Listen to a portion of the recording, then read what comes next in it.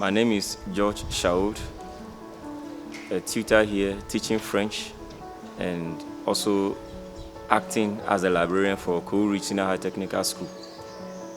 A few months ago, about 2 months ago, the Ghana Library Authority sent 2 delegates from its outfit to come and do a survey on our library to find out what problems the library was encountering in terms of infrastructure.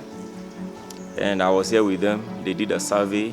They took note of the problematic areas and then got the information to the Eastern Regional representative.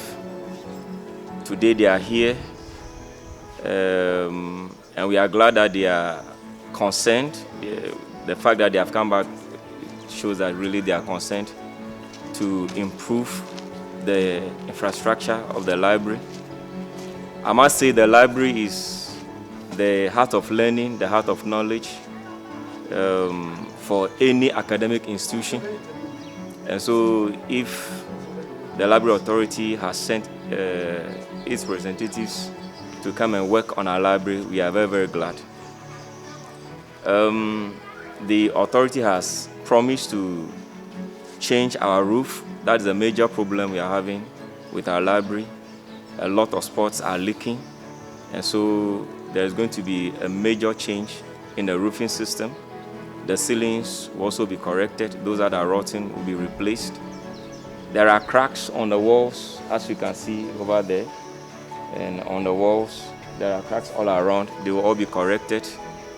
And they've also promised that after the renovation, they will bring in computers.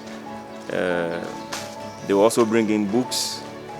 And it all shows how committed the Ghana Library Authority and the government of Ghana, for that matter, is to improving learning and teaching. Because where there is a library, students can come in and then consult books for extra information. Teachers can also come in and do their research and beef up their knowledge content before they enter the classrooms to teach. And so we are glad